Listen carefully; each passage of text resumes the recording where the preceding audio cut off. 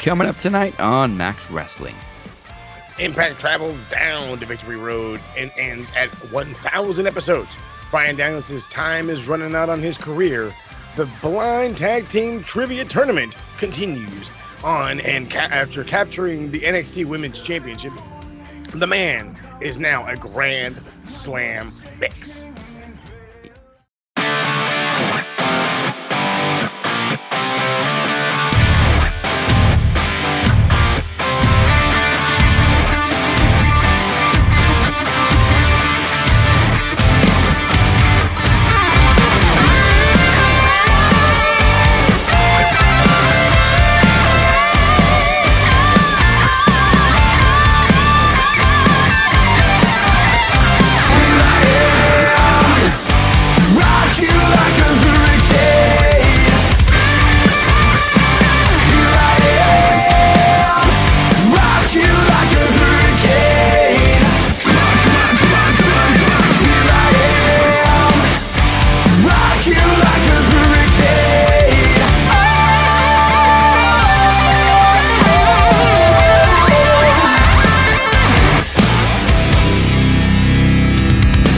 It's Thursday, you know what that means. This is your captain. He is El Jefe.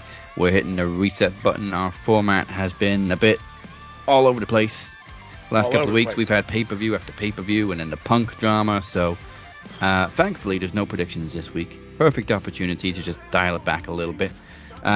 So we're going to start with something new, recapping what you guys have been posting in the group. It's been very active this week. Maybe they preempted this or something. Maybe. I like it. And of course, any comments that we picked up along the way. But before we do all that, make sure you guys are subscribed to us on youtube.com/Match Wrestling. Follow us on SoundCloud, Spotify, wherever you get your podcasts. And of course, find us over on our beautifully done website, maxwrestlingnet.weebly.com. Yeah, right. So let's take a look at the Facebook group. If you're not in it, you should be. maxwrestling.com/groups/Max Wrestling. Just please don't post any porn because you will be banned. You will be banned. Trust me, we've already had a few, and I don't know how people are getting away with it on Facebook. On Facebook. What are you doing? Why is it up to us to take it down? Surely there should be a fucking algorithm for this shit. I was literally just going to say the same thing. I'm like, we can have dudes like my man Ty and the TSK be taken down for comments, be put in Facebook jail over comments, and there's pornographic material all over your site. What the fuck's going on, Zuck? Yeah. So first one I'm going to kick off with was Beer posted last night, I think. Sean Rossap of Fightful.com, Fightful of shit, as I like to call him, posted that Jade Cargill is believed to be finishing up with AEW. Sources within the company tell Fightful Select. Sources within AEW and WWE both believe she's headed to WWE. I'm going to take it with a pinch of salt for 3 reasons. 1, it's Fightful. 2, she literally came back 5 days ago. Literally. And C, this is a quote from her in an interview I think it was last week or the week before, very recently. She said, and I quote, Michael Cole, you're not getting any royalties for that. Okay. There's no other place I'd want to be. He doesn't look at me as a number. He looks at me like a human being. Cargill continues about Tony Khan. He knows my journey and understands my purpose in the wrestling community and what I want to achieve, and I don't think you can beat that. It don't sound like she's planning on going anywhere when I read stuff like that.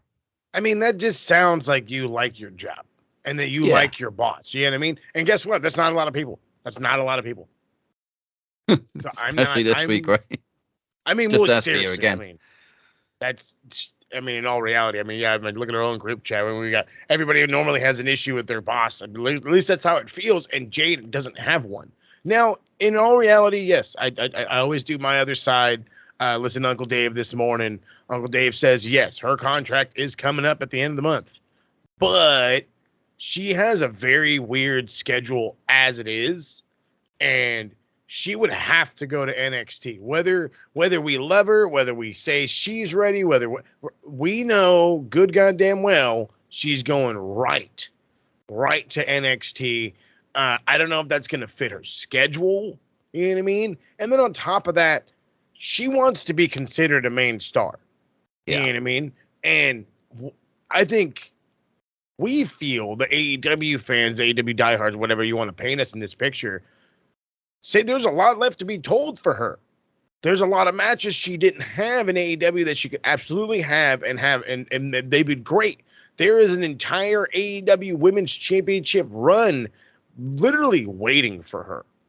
Literally waiting for her. So I'm hoping this is just one of those, oh, contract's up, so let's fucking stir it around. And it just, oh, well, I was wrong. Because I don't see her in the, I don't. I mean, I think she could do great because I believe in her. Absolutely. I don't know if it works out, because here's the funny thing, and a lot of people don't know this. She tried out for WWE, and just like Sammy, they said no thanks. Yeah, I mean, granted, she has improved a hell of a lot since then. But like you said, she hasn't had a world title run yet. She dominated the TBS title. Absolutely. That's for sure. But and also, so we know what she's capable of. She'd be going from like a main star in AEW to developmental in NXT, which I'm assuming would come with a pay cut as well. Huge pay cut. So I'm seriously taking that with a pinch of salt. And how many times has like Kenny's contract's been up? Oh, maybe he's going to WWE. Not he resigned. Of course he did. Did we or did we not just have this? I want to say we had that exact conversation about his contract. Oh, well, what's going to happen when it's up? Well, he's just going to resign. Oh, well, when the Bucks contract's up, they're just going to go to AEW, right? They resigned. But that's the first thing every fucking dirt sheet writer, minus Dave, mind you, because I don't see him fucking jumping out there saying, this is rumor. No. He'll either debunk it or not debunk it. But every other fucking dirt sheet writer will say, oh, they're going to the other company because contract. Yeah. It's always when the contracts are coming up, they must be going somewhere else. They never, ever consider that they might re-sign. Yeah. It makes no sense. I don't understand why you immediately jump to that conclusion. So I'll believe it when I see it. For now, I'm assuming Jade's staying in AEW. This one is actually one I posted. And I stole from Sportskeeda, gotta be honest. Out of who is the biggest signing in AEW history? Now, I don't know if that's a blanket question or if they mean specifically these four people, but we got CM Punk, Jon Moxley, Bryan Danielson, and Chris Jericho. I mean, out of those four, I said Mox because he had such a presence on his debut, and it wasn't even a month after he left WWE. And everything he's done in AEW has just screamed locker room leader. It could have been Punk. Punk could have been the biggest signing ever, but shit happened again and again. Happen. Yeah. He definitely came in like feeling like the biggest signing ever. And it just went downhill. His return to wrestling felt like, okay, AEW is going to do the things in wrestling that we want, that the fans want, the diehards want. And I think we all thought too at the time, well, it's going to come with an ego. Well, he shouldn't have an ego because he's going to be around like-minded individuals, right? At least we fucking thought. And, you know, that's a whole different thing for a different day, as they say. But you're 1,000%. He could have been the face of AEW 1,000%. They were attempting to make him the face of AEW, but he wanted it to be like AEW or CM Punk presents AEW or something like that. Like he wanted like the Joey Janela Spring Break kind of credit for the fucking, and it's like, dude, you're just a cog in the machine. You're a big cog, you know what I mean? But you're still a cog in the machine. And he was like, no, fuck that shit. I am the machine. Yeah, he as I put it, he burnt in his own glow.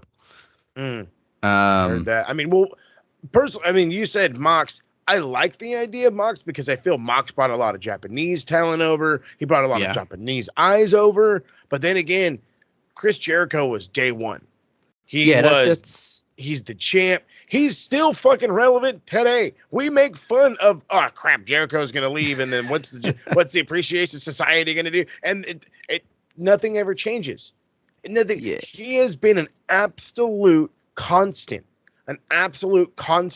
for the brand, for the locker room, and the whole 9 yards. It's has he been has he been biased towards his own company? Fuck yeah, dude. But guess what? If you were if that's you, you know what I mean? They're plastering it's you, you know what I mean? It's you and then it's everybody else. Yeah, bro, I'm gonna have that ego about my place too. You know what I mean? Yeah, bro, we're way better than you. You know what I mean? But somehow he's also managed to stay in WWE's good books. They allowed him to go back and do Stone Cold's podcast and talk about AEW, Yeah, which you was use the actual words and everything. I mean, it's crazy. The fact that he's been there since day one is the only reason I don't consider him the biggest signing, because I think he's an AWOG. He's an original. I took the question as who's their biggest signing after they were established. There we go. I could totally dig that one. Well, then in that aspect, then yeah, I fully agree, Mox, because Mox, like I was saying, he brought your eyes. He literally came from Japan and said, "Watch, just hey guys, follow me this way," and people were like, "Fuck yeah!" And we've been done, and it's at the point where just like Jericho, where we make the jokes and we make the fun. Now there's a constant running meme. Oh my God, here comes John fucking bleeding again. Guy woke up, tripped, stubbed his toe, bleeding everywhere. You know, and it's a thing, but it is what ties him and AEW together, whether it be negative or positive. In some eyes, he is tied to this company now. Yeah, and he's also been allowed to evolve. I mean, John Moxley would eat Dean Ambrose alive. You're fucking telling me. That's the thing that is, well, at least for me, and I'm sure some other ones, at least on the AEW side, we saw a different layer of these guys. You know, maybe we didn't catch the CCW run of Moxley. Maybe we didn't catch the Ring of Honor run of Bryan Danielson. You know what I mean? But we got to see it. And it was like, hold on, wait a minute. And you get a chance to pull yourself back and say, so this is what I got to miss? Now, maybe that's not your cup of tea, and I understand that. Maybe, it's too raw and too edgy for you, whatever. We grew up at a different time, number one. But we like it. It works. It breeds originality. Not, hey, go out there and be that guy. Well, we certainly got some responses in the comments. Harold said, Punk is biggest, Mox was best. Oh, wow. I like the way he puts that, though. That's the great thing about Harold, is it's not everything is a one-way street. Yeah. We literally put Punk up here for him to bring himself down, but it's the truth. It's the truth. He was, oh God, he was the, and I have to put it like this because nobody else garnered a better reaction. He was the American version of Okada coming and wrestling in AEW. When you didn't know, you could never have seen an Okada match. You don't even know how to spell Okada, but in the wrestling world, you knew Okada. And when that fucking them coins dropped, and the reality is this guy's an AEW hit, fucking it was gigantic. And everybody was screaming. There was people screaming at home. There wasn't a fucking quiet person in that arena. Same exact thing for Punk. When he showed up, there wasn't a dry eye in the house, at home, and it everywhere else. There was people screaming in the streets, Punk is back. We took it as, I don't know, the guy we wanted to run a company, or a guy to lead a company or whatever. Now we get to see it. Oh, now we get to see it full form. There's no reins behind it with the Vince thing, and maybe Vince had reins on it for a reason. And we just thought the old man was stuck in his ways. Well, guess what? He's over there laughing his ass off with his dumb mustache. So he still doesn't look real. That motherfucker is not real. So there was an article went out about they did some filming at SoFi Stadium during the Charger Dolphin game, where they had AIs in the like actual AI humans sitting in the crowd wearing fucking jerseys. And I'm like, eh. And that's what it makes me think is Vince McMahon is an AI just fucking walking around. Vince literally looks like an AI. It's a Vince McMahon created AI. So this is like, you ever like create your own wrestler? That's Vince McMahon right there. He's just like, I want to be fucking what's his face?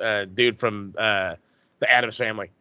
Gomez Addams. Gomez. I want to have a pencil tash. But you've never had a pencil tash. Put a pencil tash on me. Put a pencil tash on me. Oh God. Kyle also got involved. Punk for sure, biggest when you bring someone out of retirement per se. I agree. Mox was massive. He was a huge catalyst for AEW. Absolutely. He also says personally his favorite is Hater and Swerve, but least favorite because of at the time was Christian. Felt like a letdown signing, but boy has that proved many wrong. Oh, I mean, that's what. See, this is great, and I love Kyle, but for the sake of the TSK, shut up, Kyle. But he's 1,000. He's 1,000 on that one. Swerve brought independent eyes. If you didn't know about Darby Allin and all other shit, Swerve helped bring more independent fans over. That's without a doubt. But then Christian, and he's right, because even I was one of those like, what's the point of you even being here, bud? But Yeah. literally within the span of fucking ever since he fucked up his arm and the whole your dad's dead, he's literally taken the wrestling world by storm. He's that asshole heel that you want to punch in the face, but you want him to say his line first, and then you want him to punch him in the face.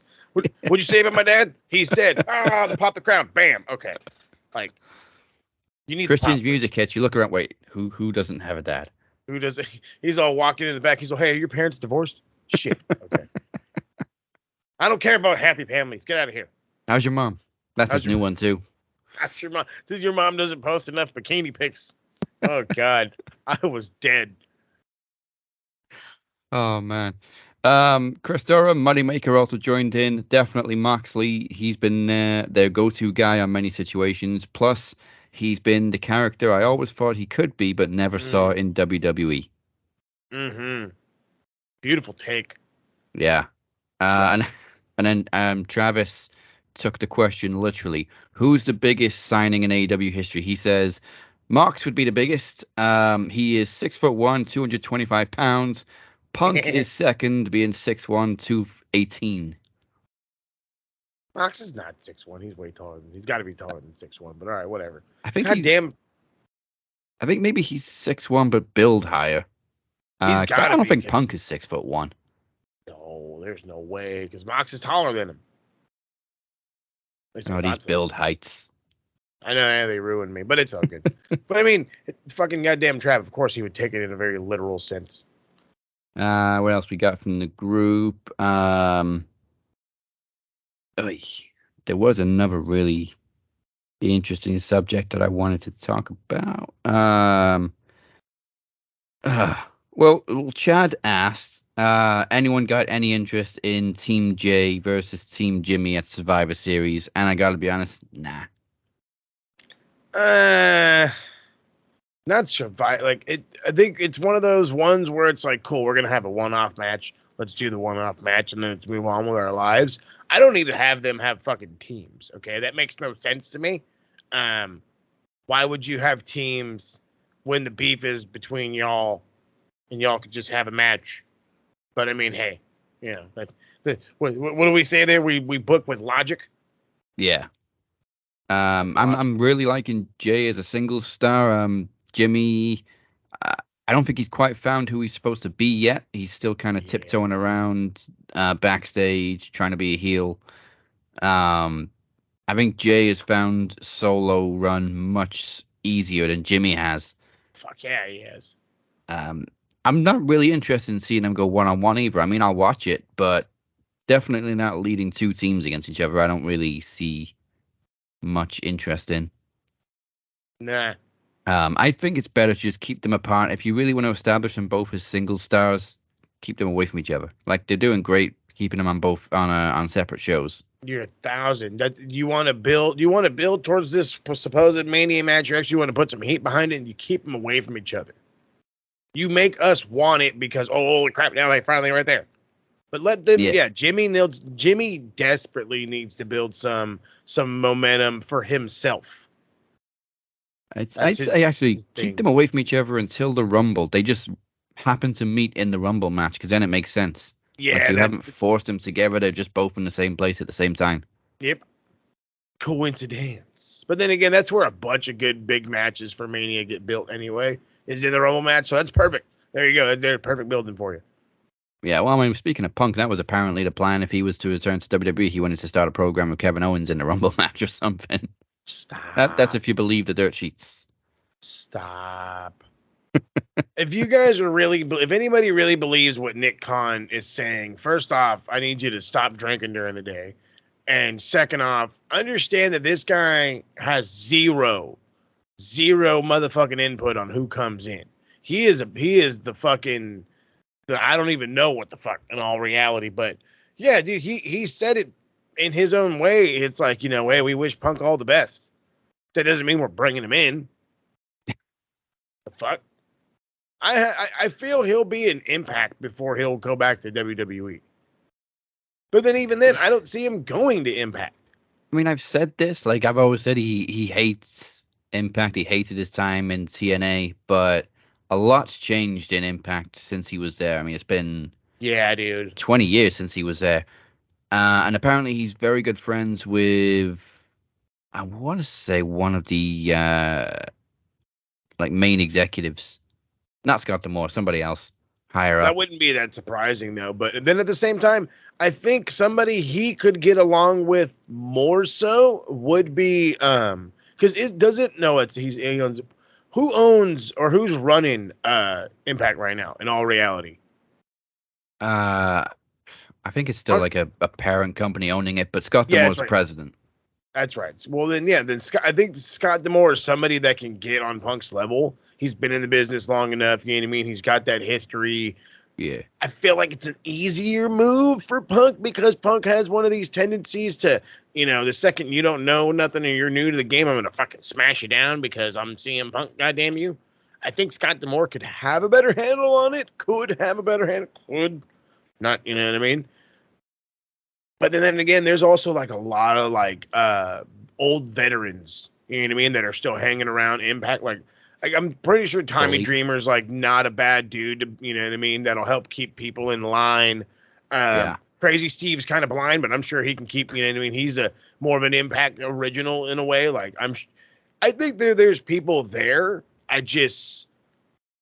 Do they really want to deal with it? You know what I mean? Because I think that's the reality. They're seeing what happened, and it just like in NFL teams when a guy gets busted for something stupid. But oh well, this is just playing. Okay, yeah, but he got busted for something stupid.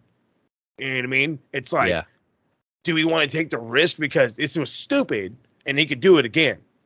Well, he's a huge draw. Okay, but this, and then they have to go over the whole thing. I could see it happening.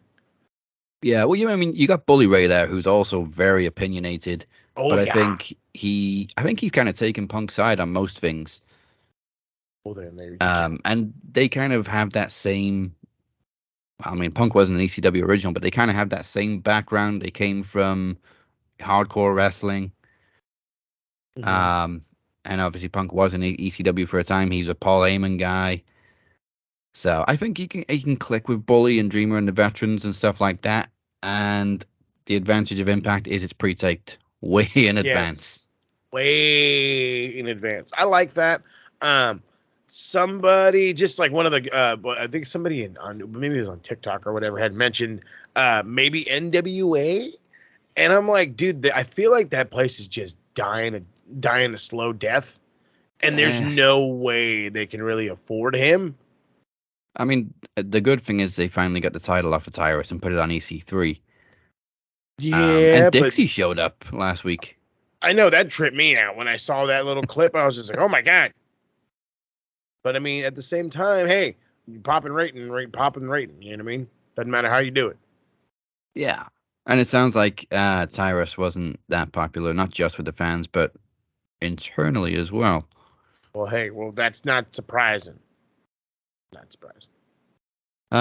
Yeah, so the group was very active this week. Thank you very much. Keep posting. I keep telling off Beer for posting in the message group and then like post it in the fucking Facebook group, then people can talk about it. And he started doing that, so thankfully. Right, bad. Maybe Travis will Bad. finally have some competition for that MVP title. I don't see why not. That's the whole fun part about being on the Max Facebook page is we're all there for conversation. So maybe something you find fascinating, something maybe we didn't see. Let's all have a conversation about it. As you see, if it's a hot enough button topic, there'll be plenty of folks on it. Trust me. I mean, Kyle and Harold, if they're jumping on it, that's how you know it was a good topic. Yeah. All right, now for the blind tag team trivia tournament. Well, unfortunately, we're going to push it for next week. It's a little bit tough getting teams together. This is real time, real stuff. Is how it goes. But tune in next week for Chad and Teddy versus Cypher and the Mystery Partner. But congratulations to last week's AJ Sparks and Beer, who advanced largely thanks to the man Beer's perfect 10 out of 10 performance. Goodness gracious, if you're not afraid of this man in the trivia game, you fucking should be. He whooped our asses. Like AJ and I both scored 6. Travis gave us another few points, and then Beer just comes in and wipes the floor of us. Wipes the floor, this guy. Ay, ay, ay. And this is why he should not be disappointed. I know he's come close to the knowledge title again a couple of times, but that's the thing. He always comes within like 1 or 2 questions. This is how it happens. It happens every fucking year. And I'm surprised he hasn't seen the pattern yet. It happened with me. It happened with Trav. It happened with DC. There was a small list of trivia competitors for a while. And then everybody got real nervous. And nobody wanted to go against Mike. And nobody wanted to do this. And then everybody said, fuck it. What's the worst that's going to happen? And then we're going to lose to Mike. We're going to lose. And then all of a sudden, Mike's the outsider. He's not the guy anymore. Then it was Trav on a long run. I was on a run. There's going to be a time where there's going to be the reign of Beer, and it is going to last a lot longer than people think. Yeah. Maybe even himself. I think it took Phoenix like 3 years to finally win that knowledge title, and now he's a 5-time champion. Dude, Phoenix is a prime example. Prime example. So more trivia on the way next week. Yeah.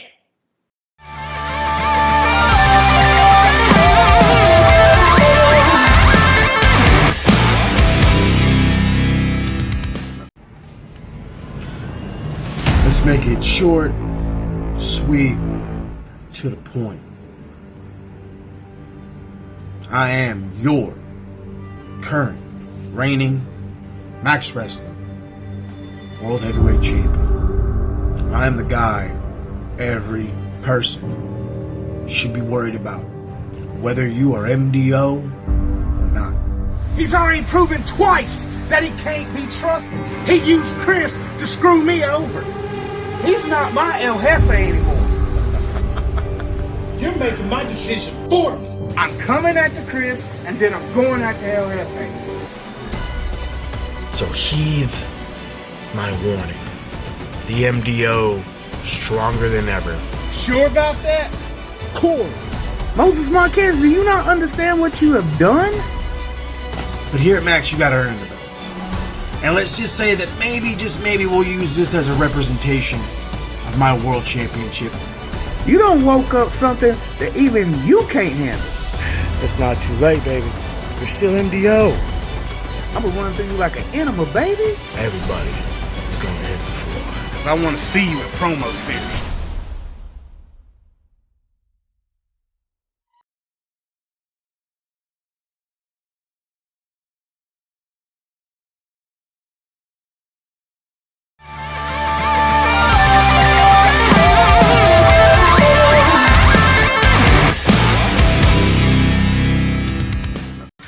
Welcome back to the Cap and Mo Show. Once again, drop us a like, give us a sub and a follow. Do it all at maxwrestlingnet.weebly.com to learn more.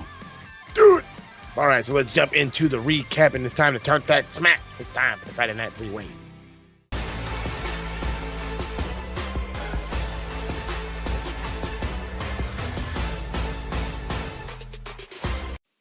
This past week's Impact was Victory Road, which kicked off with Leo Rush successfully defending the Impact X Division Championship against Kushida, followed by MK Ultra defeating the Chantarage to retain the Knockouts Tag Team Championships.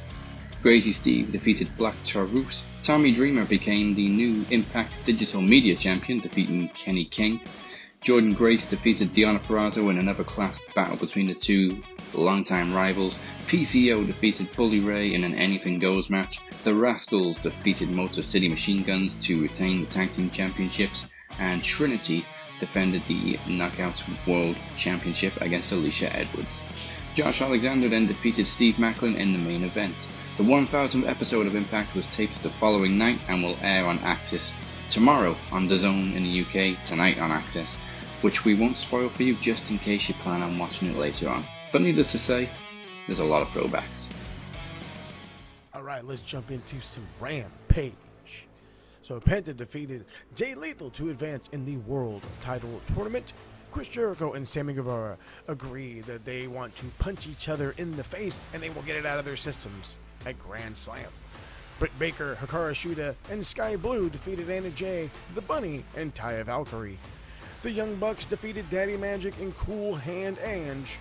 And in the main event, Samoa Joe choked out his old rival Jeff Hardy to advance in that same World Title Tournament. He will face Penta at the semifinals. SmackDown, we kicked off with a women's tag team match and unfortunately yet another loss for the women's champion as Charlotte and Shotzi defeated Bayley and Io Sky. Now granted, there was a distraction from Asuka, but this is ridiculous. Your women's champion needs to win some matches. Later on, Io issued a challenge for her title to Asuka. Backstage, Jimmy Uso was told he's not fully back in the bloodline and continued his issues with AJ Styles. LA Knight came out to address The Miz with a lovely subtle shot at Kevin Nash before being interrupted by Grayson Waller and Austin Theory. Knight then defeated Waller and meets Paul Heyman for the first time in Adam Pearce's office. The Judgment Day defeated the Brawling Brutes, but are confronted after the match by the new faction of Bobby Lashley and the Street Profits, and in the main event, AJ Styles defeated Jimmy Uso but paid for it dearly as he was attacked after the match by Solo Sikoa and Balor and Priest. That's all of SmackDown. Now we're on a collision course with AEW because Saturday is Fight Night.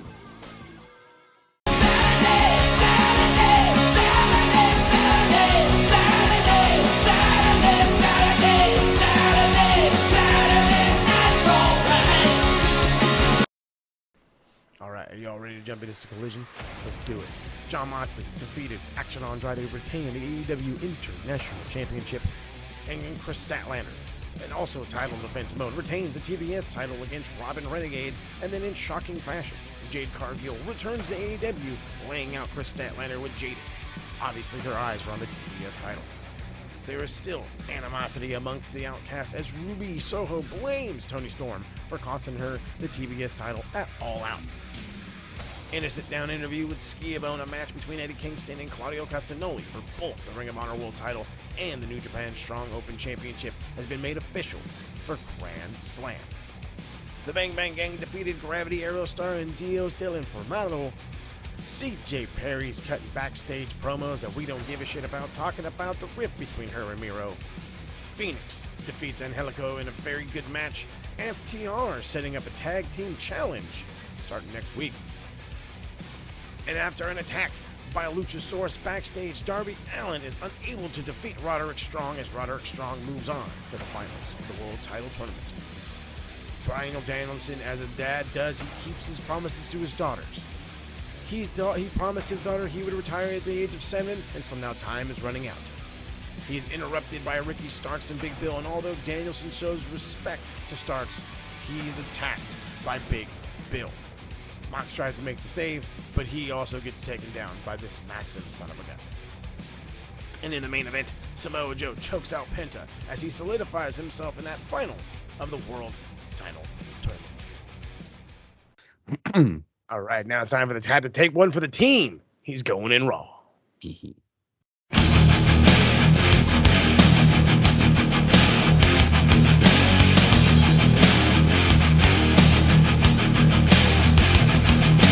Jey Uso opened the show and is confronted by Kevin Owens, who tells him he has a long way to go to earn people's respect.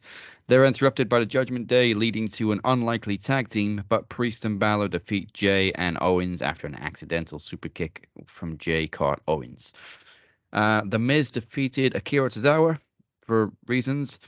Chelsea Green tried to recruit Shayna Baszler as her new partner before Piper Niven appeared behind her, took the title off her shoulder, and simply says, medically cleared. You're not kidding rid of me, lad. Chad Gable, wow, what a star in the making, interrupted Gunther's record-breaking IC title celebration and vowed to get another shot and defeat him. In order to send his daughter home happy, Gunther took exception to him using his kid for a cheap pop. Nice. Imperium beat Gable down. Otis ran down, but also get beat up before Ciampa made the save with a steel chair. Backstage, Ciampa then suggested they form a 6-man tag match later in the night, which we'll get to. Following a confrontation earlier in the day, Drew McIntyre defeated Xavier Woods. Of course, we don't have Matt Riddle there this week after an incident at the airport. Dumb shit. He is Punk's burning in his own glory. So is fucking Riddle right now. Jeez. Telling me, bud. Cody Rhodes wanted to talk about Jey Uso, but he's interrupted by Dominic and JD McDonough as they claim Uso will join the Judgment Day and attack. Cody took them both out with a crossroads and a Cody cutter. Shayna Baszler defeated Chelsea Green, and after the match, Piper and Chelsea attacked Shayna, and Zoe Starks comes in to make the save for Shayna Baszler. I'm not quite sure who's a heel, who's a face here, but there we go. In the ring, Seth Rollins says he won't slow down against management wishes and demands Nakamura challenge him again. On the Tron, Shinsuke appeared attacking Ricochet and tells Rollins he will take his title, but not today. And following the earlier segment, Alpha Academy and Ciampa defeated Imperium in a 6-man tag. Vinci, again, seeming like the weak link as he tapped out to Ciampa as Gable held Gunther in an ankle lock. And in the main events, I don't even want to talk about it. It actually sounds like a good show up until now. Right. Rhea Ripley defended the women's title against Raquel, but Nia Jax returned. And I have not seen a single positive comment anywhere. Nobody wanted this, it seems. Nobody's happy about it. Nope. And especially now that we hear Kairi Sane might be coming back, she might want to reconsider. She's gonna reconsider. Fucking, we saw Becky Lynch say, "Watch me go to NXT," bud. Just why? It was like Vince's. Obviously, this week's Raw was the last show under full control of the McMahon family. It's now officially owned by Endeavor under the parent company of TKO with UFC now. But it seems Vince went out with a bang. And apparently a lot of things were changed throughout the day. Typical Vince style. Mm-hmm. I don't see him stepping away at all. If anything, he's gonna have more paws on the things now. Yeah, So my immediate first joke was with a buddy of mine who walks up to me. He works on the night. My buddy Eric works on the night crew with me. He's finally got back into wrestling. And he walks up to me and he was just like, "So this is a bad thing, right?" And I'm like, "Oh yeah, it's fucking terrible." And he's just like, "But why?" And I was just like, "You know what? I don't know. Maybe because I don't know. Maybe she draws numbers. I don't know." And he's like, "Well, didn't the deal with UFC go through? Maybe she's gonna start fighting." And I just started laughing my ass off. I said, "You know what, dude? A fucking women's heavyweight division in the UFC. It would not shock me. It would not shock me in the least if that's all of a sudden what they wanted to do, because that's one thing that I kept talking about with myself and with some other people. I say even the TSK was there has to be some crossover now, right? Like it's so easy now. It's so easy to have crossover to the point of like I can see guys retiring from the UFC this week and 3, 4, 5, 6 weeks later. They're either trying to do commentary in WWE, maybe they're backstage analysis, maybe they're trying to get in ring. I really do feel like this is literally you've opened up the gap where it's like, hey, cool, that career failed, let's do this career. Just like how they were trying to do with football players. Hey, that failed, but you guys can come be a wrestler. It's also unlikely, but I kind of hope this stops all the gatekeeping from UFC fans against wrestling. Like, oh, it's a fake sport. Yeah, well, they're owned by the same company now, so shut up. Exactly. And you guys are just as rigged. Kiss my ass. I would much rather see two guys fake fight for 90 minutes than two guys hug for 3 minutes. As somebody who did that sport, Yep. I don't need to sweat all over a man for 5 minutes at a time, bud. I'm. You know what though? Nia Jax doesn't even need any training. She hurts people already, so it's good. Just gonna say she's got a wicked right hand. Somebody actually tweeted. I tweeted X'd. I think it was WrestleOps. What are your dream matches now that Nia Jax is back? And I'm just like, none. I value the safety of the women's division. Her versus a dumpster. Her versus a cliff that she could fall off of. Preferably safely, but as long as she just falls off. Yeah, just like 15 feet. 15 feet. Twist your ankle. You know what I mean? Fall awkwardly. I don't know.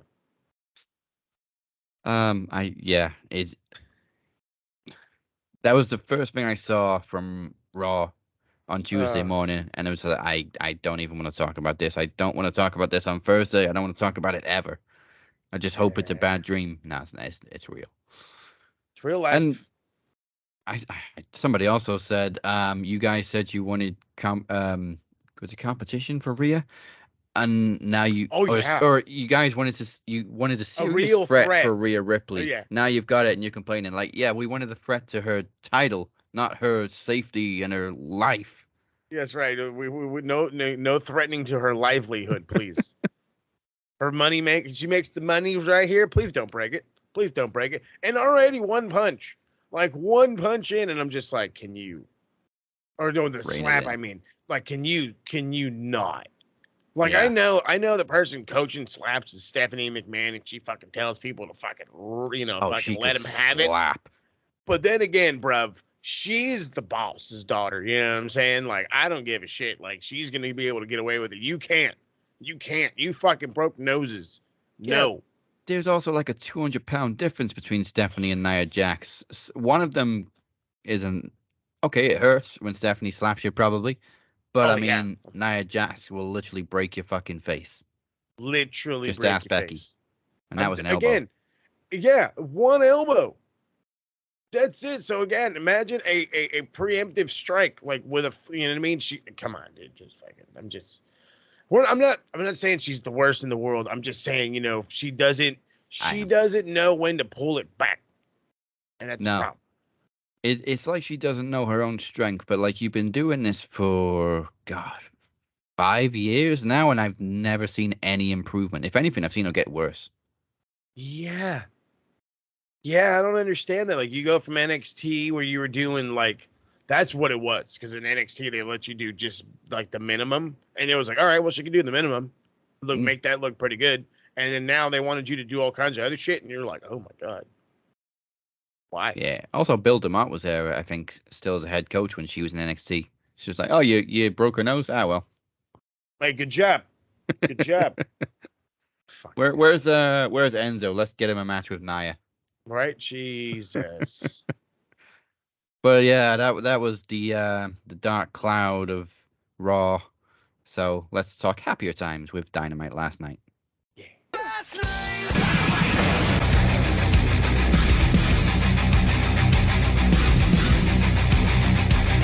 All right, John Moxley defeats Big Bill. Interference from Ricky Starks was met with Brian Danielson, mixing them all up again, running down to the aisle to get on the sides. Bill and Starks attacks Mox and Brian after the match. Claudio makes the saves, and yes, Mox bled all over the place, definitely leading to some stuff. Big Bill looking mad impressive. Get this guy some more work, for the love of God. Don Callis and Takeshita reveal their next target. It is Kota Ibushi. I need one of these goddamn paintings. So we're getting Kota. We're getting Takeshita. It's going to be a banger. God, I can't wait. Alex Marvez interviews the BCC, the Blackpool Combat Club, as Bryan Danielson challenges Ricky Starks and Big Bill to a tag match against him and Claudio on Collision. Ray Phoenix is held back as he goes after Mox. Eddie and Claudio have the greatest stare down ever, and it should finally be Eddie's time. God, I can't wait. Orange Cassidy interrupts Hook's interview with Renee as he has mutual respect for him, but my man, he's still tired, which is perfectly fine. The guy was fucking working his ass off. You could be tired, bud. I love how he came in. You okay, Orange? I don't know. Yeah, I don't know. It was like, motherfucker, we're not talking about you. And he's all like, yeah, well, at least you got a title. The fucking hook. But I mean, it's good stuff. Good stuff. Babyface stuff. Women's 4-way. The illustrious Toni Storm defeated Britt Baker, Hikaru Shida, and Nyla Rose to earn a shot at Saraya at Grand Slam next week, which is already huge. With the seeds were already implemented at All In, so we're going full out. So we'll see how it goes. Maybe watch out for the shoe. Maybe we got a whole new finisher coming or something. In the ring, Jericho and Sammy discuss having history together. Sammy says he didn't come to AEW to be Jericho's sidekick. They both promised to give it their all next week. Going out looking like a bunch of dads getting ready to hit the town. That's for damn sure. Yeah. I was just like, dude, what is with this like fucking red shirt, black pants? Like, you were looking like you were trying to get some you know what, and you got a wife at home, so you better calm down there, Mr. Guevara. In a segment from last week, MJF is told that he is not cleared to travel, and he addresses Roderick Strong and Samoa Joe, including some Steiner math, which he hit fucking beautifully, and even made me like start counting to make sure he got to 100 correct. It was awesome. This man is the man. I've also never seen anybody celebrate from having a neck injury and saying, "Oh, I don't have to travel get a week off." Fuck yeah! And I'm like, I need more Max like this. I'm telling you, he is going to be the biggest damn baby face in this company. I give it 6 months. Page versus Cage in a rage and I just kept doing this all the time. But Page versus Cage, it was awesome. Swerve looks on. After the match, Hangman turns his attention to Swerve, who then challenges to wrestle Dream. Brian Cage attacks Hangman from behind. The Bucks make the save. Yeah, it's going to be Swerve and Page in Seattle. Either they're building the shit out of Swerve, or I don't even know what. But I'm loving it. Let's keep it rocking. Renee, literally fucking every time I turn around, is doing another goddamn interview. This time it's with Danny Garcia, who's interrupted by Don Callis, who tries to stir the pot. And, well, he gives him some gyrating hips for his troubles. And I can absolutely see Danny Garcia's side with Don Callis. Will it happen? I don't know, but we'll have to see. Darby Allin and Nick Wayne defeat 2.0. After the match, Christian Cage fires more shots, calling Darby and challenging Darby Allin and Sting to face him and Luchasaurus at Grand Slam next week. I love it. Again, Christian Cage talking about people dead dad. Keep it going. Give him the TNT title for fuck's sake, please. And in the main event, Samoa Joe absolutely shocks nobody as he earns a shot at MJF at Grand Slam, defeating Roderick Strong. After the match, Joe sends a message to MJF by leaving Adam Cole laid out as he tried to confront Roddy, who dramatically dropped to the mat in pain the second he saw Cole run down to the ring. Medics rush out. Cole urges the Kingdom. Cole argues with the Kingdom. Joe then rushes out, chokes out Cole, leaves him behind. I love this whole thing because the Kingdom are confronting Roddy, and they're like, "It's okay, dude." In comes freaking Adam, and they're doing the whole thing, and he's just overselling the fucking person doing the medical thing. Has no idea how to put a neck brace on, so she fucks it up. Then has to fix it. I'm laughing at that. That's okay. He's not really injured. And then, so Roddy, obviously, because he's got the neck thing, so he's fucking looking up. Roddy, he did Roddy or Adam. Where are you? And it's like, he's right fucking there. Like, what are you talking about? Oh God, it's the best worst story it's the best worst injury there's ever been. I can't tell if Roderick Strong is a great actor or a terrible one. It's just so over the top. You're right. I can't tell either, but I'm loving every fucking second of it. I'm loving every second of it. Yeah, it surprised absolutely nobody. I hate it when they start feuds right as a tournament is beginning to face the champion, because it's obvious who's going to win it. It was obvious from the beginning Joe was going to win it because he was already feuding with MJF. I was kind of hoping it would have been Roderick Strong, because to me, you built Joe up for what? For what? Now you're gonna have this guy who has this incredible run in freaking Ring of Honor, undefeated so many days. You have this guy who hasn't lost a match anytime recently in AEW. He's just gonna lose to the champ. Punk. I think Punk was the only one that's beat him in months. I think so. Yeah, that's right. So then never mind. So he's kind of stumbling up. Joe has too much of an aura, and I feel like him and MJF could be pushed down the line, and that could actually be the crowning moment for Joe. If you really wanted to run with Joe, I really do think that that's something that could happen. But I felt like this could have been, okay, well, you do Roddy. That way we already know that he's probably going to lose, but there's all this animosity with Adam Cole and the this and the that. And so that would play into a possible story of, well, maybe Roddy doesn't lose. We don't know. You know, it could have stirred the pot, could have had more ins and outs, could have been a better overall story, my opinion. But we'll see how it goes. For all we know, hell, maybe this is where MJF loses the belt. Yeah, maybe. Maybe. And maybe it'll be Roddy's fault. But God damn Roddy. Yeah, looking at this great card for Grand Slam makes me think even more that they shouldn't have done All In and All Out back to back. Like, if you'd have gone from All In to Grand Slam, stadium to stadium, that would have been great. Oh yeah, that would have absolutely been great. I understand trying to keep the tradition of the show, but it's like you literally had it the next week. Yeah, the next motherfucking week, and there was like 13 fucking matches. Mm-hmm. Overkill, Tony. Overkill. I mean, if that's going to be an issue, maybe do All In July. Then you got like a bit of a month to recover. Then you got All Out. Then you got a few more weeks. Then you got Grand Slam. Yeah. Yeah, I mean, if you're going to come quick, fast, in a hurry with a bunch of live events or pay-per-views, then yeah, I at least spread them out a couple of weeks. Or if you want our best weather, I'd go for May now. We get a shit summer. We get our summer before summer. It makes no sense. We get our summer before summer. I love it. Yeah, so that's all of Dynamite. Now, next week, speaking of weather, is Summer's End, a special end-of-season episode of Max Wrestling, which we debuted last year. It marks the end of our relentless schedule of summer special events. We had one every month. And it begins the official road to promo series. And this year, it will be the host of the first time ever Malevolent Showdown? Malevolent Showdown, these guys and these big words. And I take it as disrespect with these big words. The Demoness and the Phoenix go head to head, and it's hard to believe that they have never crossed paths. But this match is over a year in the making as Phoenix attempted to confront her at Promo Series 2022. But for one reason or another, it didn't happen. But now, it's finally happening. Yeah, will the Phoenix make a triumphant return and face his Demon S, or will it be the end of Dragon Club? Join us next week to find out. Now, I got a funny...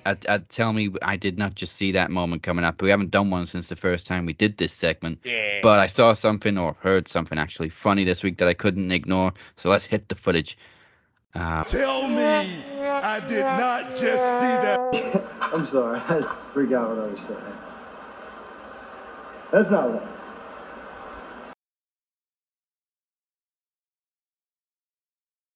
Oh God, that's glorious, glorious shit. God, I gotta find it now. I'm sure it's on YouTube or something. Yeah. Obviously, I had to put some layers on, but it's up there. Mike Rome. That was fucking funny. But I don't think it's enough to earn you the title of Geek of the Week. So let's find out who is this week's Geek of the Week. Pencil neck geek, grit-eating freak, scum-sucking peahead with a lousy physique. He's a one-man, no-cut, losing streak. Nothing but a pencil neck geek. Pencil neck geek. Okay, so I've kind of liked Kevin Nash's like little podcast, but then every now and again he just comes out of fucking nowhere with some shit. And there's an old saying in wrestling is like beef dies hard or doesn't get grilled well, or whatever the dumb terminology you want to color it with. And for those that remember Punk's time in WWE and whatever run Kevin Nash had, or whatever the fuck it was supposed to be, they still have beef, or at least Nash still has the uncooked beef. Went on his podcast, talked all kinds of shit, pretty much calling for him to come back. I want to kind of read all of this real fast. It's fucking hilarious. So he says all the shit happened that night and all that. and all the work that was put into it. No one is talking about the card. He's talking about Wembley. He says, then you ask me if they should bring in Punk. Fuck yeah. That's exactly what I think. That's exactly what I want is to put fucking 90,000 people in a SoCal arena over 2 nights at WrestleMania and then fucking come out Monday and oh my God, never mind. He's fucking calling him. I can't say that word on the air. We'll get fucking banned forever. Oh my God, dude. Can you not call this guy? Can you just call him a fuck? Oh my God. And have that fucker talk about me, talk some crap or whatever. He's probably going to get one of the worst 7 body has ever fucking held the belt. It's the worst body. It's if not the worst body to ever held the belt. I don't give a fuck if you're straight edge or whatever the fuck you are. There's some fucking natural guys out there that would actually have some muscles. And then I would slap you in the face. Jesus Christ. Okay, dude, come the fuck on, bruv. Really? Like you're not mad at so this is what I'm getting from Kevin Nash's just literal rant just right now. Is he's pissed off that somebody that didn't look like a superstar was a world champion. Motherfucker, you were world champion during the time where they gave it to fucking King Kong Bundy. Nobody talks shit about King Kong Bundy. Nobody talks shit about fucking Big Viscera when he was fucking whatever the fuck. Like, what the Yokozuna? Like, really, Kevin? Really, Kevin? Hulk Hogan? You're gonna tell me like Hulk Hogan was in the like fucking roided out of his fucking cheeks, bud? Out of his fucking cheeks, fam. Are you kidding me? Dude, like, Kevin Nash is the biggest geek of the week I think we've ever had. The biggest. Fucking hell. That's what you're mad about? You're not mad about, like, fucking, oh, he talks shit on my mom, whatever, fucking, maybe, he's fucking, maybe he likes fucking Chelsea and you're a fucking Man U. I don't know, whatever. Any real reasons for you to have beef? Not, he didn't look good. He's got a bad body. The fuck? Yeah. I mean, I thought if Nash would have been angry at anybody this week, it would have been LA Knight. Yeah. Oh, yeah, for the whole fucking stealing his bit. Yeah, that was we so came great. To play. Because you wouldn't know he was insulting Kevin Nash unless you knew the quote or somebody explained it to you. That was fucking perfect. The LA Knight gets fucking honorary fucking thank you for making sure that this guy is a fucking geek, because you're right. It's not an adjective. It's a verb, you idiot. Oh, my God. Okay, on to this week's MVP of the week.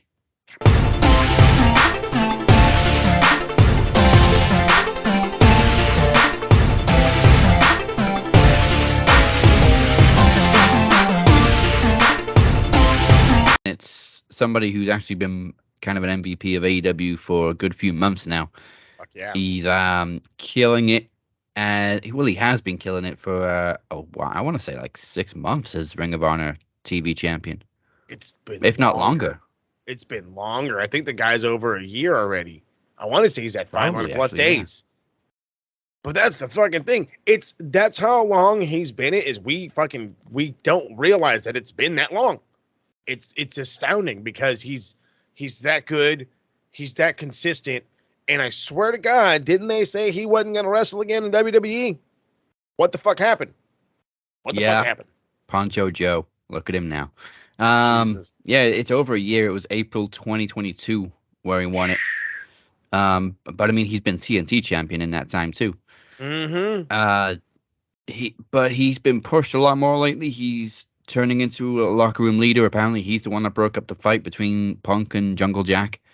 Hey, nobody wants to fuck with Joe. If Joe tells you to stop fighting, you better stop fighting. Even like one of his best friends, Punk's like, yeah, no problem. Yeah, I'm not fucking with you, bud. And now he seems to be on the way to putting MJF over. He's looking like a killer once again. This is the Joe we all know and love. MVP of the week is obviously Samoa Joe. Goodness gracious. You guys should have held this fucking match off for a while. I'm telling you, you could have ran with him as AEW champ. Or maybe you are. I don't know. I mean, he's in great condition right now. Maybe he's got a couple more years left in the tank. he is on fire right now. The momentum is up the butt for him, and it should be because he's hitting on all cylinders. He really is. Samoa Joe could be your champ right now. If you really wanted to make MJF the ultimate babyface, you give him a sympathy kind of a thing right now. This is it. Pull the fucking trigger. Yeah. 44 years old, this man. And this is like his best run in 10 years. Seriously. Fucking hell. This has been better than his NXT run. Yeah. At least you can argue it. Don't get mad at me. You can argue it. Or we can debate it. There we go. Let's put it in the Facebook group. Well, that's about it for this week. Thank you for joining us. I hope we I hope we rocked you harder than a Samoan Joseph chokeout. There we go. Jesus Christ. Choking everybody out this past week.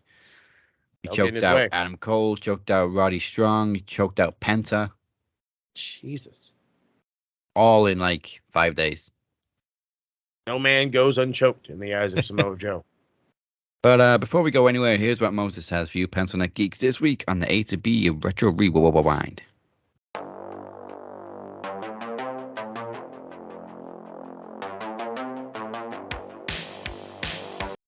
That's right, a whole lot coming from that. So Retro Rewind, we kept talking about bringing it back, doing it, reformatting it, doing blah, blah, blah, all different kinds of weird stuff. I think there's a possibility that might get done is something Max Wrestling started doing a little bit ago, which was remastering. We might go back to start remastering some episodes, maybe making them more on the video side, a little more video friendly, as you've seen some other stuff we've done. All the sports content that should be coming out, it literally pops off the second I sit down to do more. There's more to come out. There is literally this is what I'm starting to learn about, especially English football.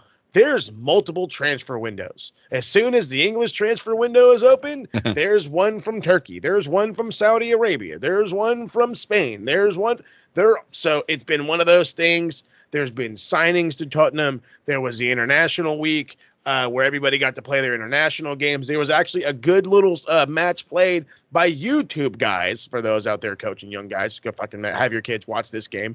You can see how to play defense, how not to play defense, especially guys by Mr. Beast. Charger stuff is coming as well. Don't be afraid of that.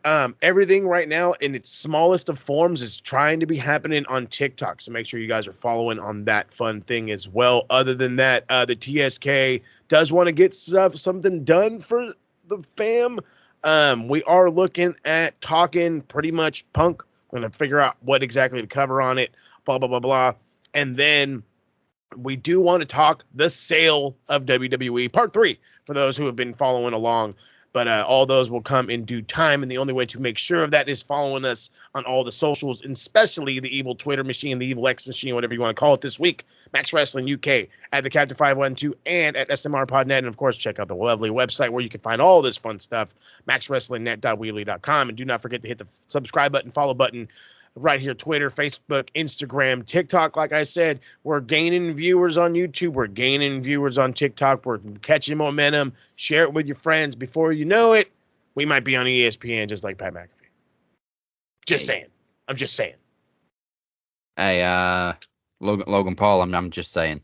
I'm just saying. Yeah, man, what the hell, Bang? You guys going out of company? We could have had you kept going. Could have kept going.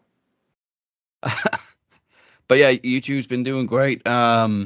And hopefully you like this new format too, with a lot more discussion, maybe quick discussion, but it's a lot more discussion at the start of the show to kick things off. And then we recap everything that's been going on this week. So yeah, with that said, join us next week. It's Summer's End. We'll look back on the 1000th episode of Impact, plus Grand Slam, plus the return of the Blind Tag Team Trivia Tournament as Chad and Teddy P take on Cypher and a wildcard partner. And it's the Phoenix versus Demoness. First time ever Malevolent Showdown finally happening. You've been watching the Cap and Mo. Goodbye. And good night.